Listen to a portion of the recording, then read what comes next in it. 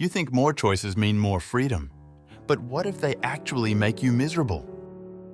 For decades, we've been told that having options is the key to a better life, a sign of progress, a symbol of freedom itself. And it sounds right, doesn't it? The more doors open to you, the more paths you can take, the better your chances of finding exactly what you want. But what if I told you that this very abundance, this seemingly endless buffet of possibilities, is quietly chipping away at your peace of mind, leaving you feeling more anxious and less satisfied than ever before?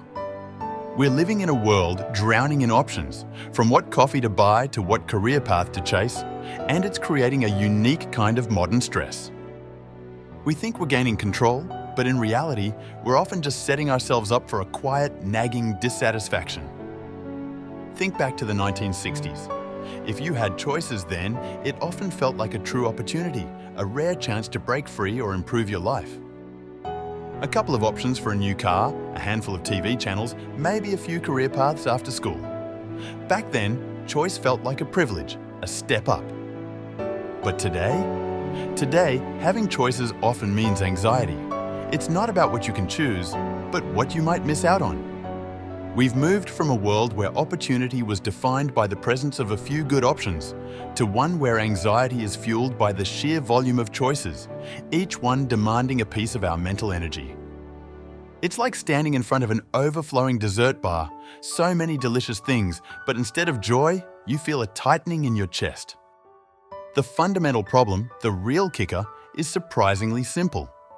Every single time you pick one thing, you automatically let go of every other option. This might seem obvious, but its psychological impact is profound.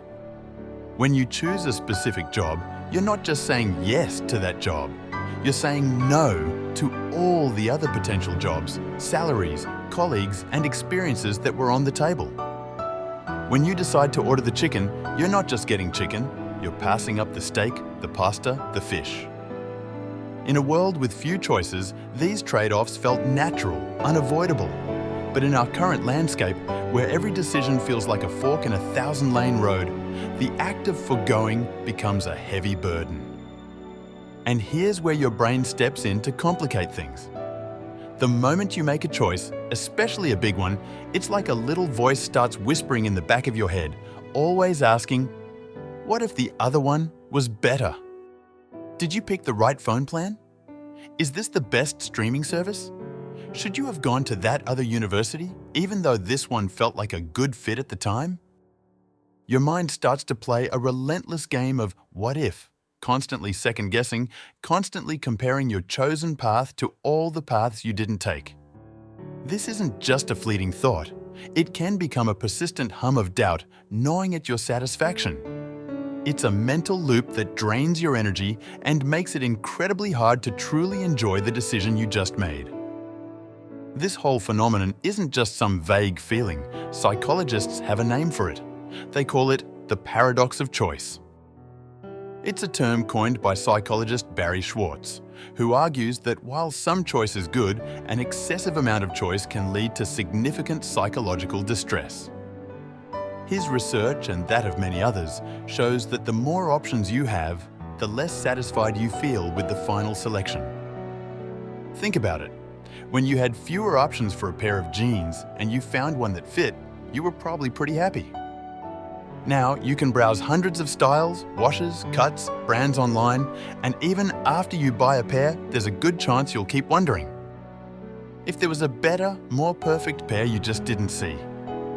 This isn't just about consumer goods. It touches every aspect of our lives, from relationships to career paths.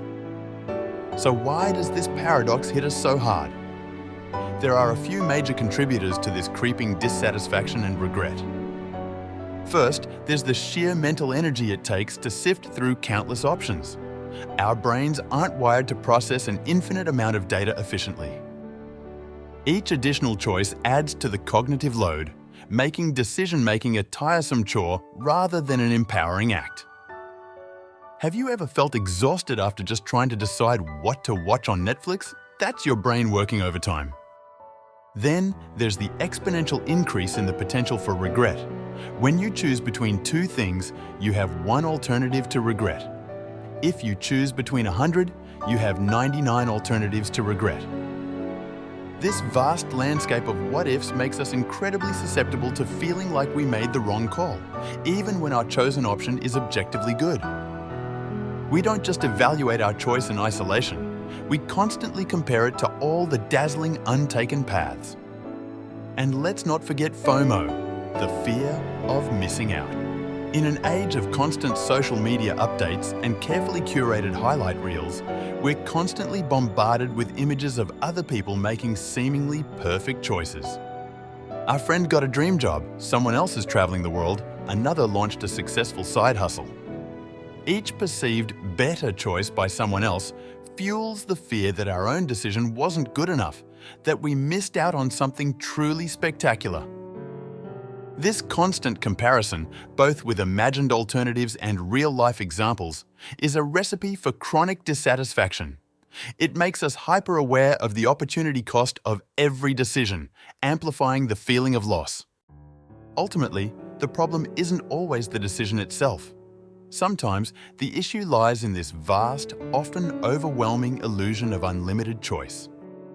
We've been conditioned to believe that more is always better, that freedom equals infinite options. But what if true freedom comes from knowing when to limit our options, when to simplify, and when to be content with what's good enough instead of endlessly chasing the best? So, the next time you feel that familiar knot of anxiety tightening in your stomach as you scroll through endless possibilities, or when you find yourself agonizing over a choice that should be simple, take a moment to pause. Maybe the problem isn't your inability to choose or the quality of your options. Maybe, just maybe, the problem is the sheer number of options itself. Question that deeply ingrained belief that more choices automatically lead to a better outcome. There's power in acknowledging this paradox, in understanding that sometimes embracing limits can actually set you free. It's about re-evaluating what true freedom and satisfaction look like in a world that never stops offering you another option. Subscribe if you want to understand how your mind really works.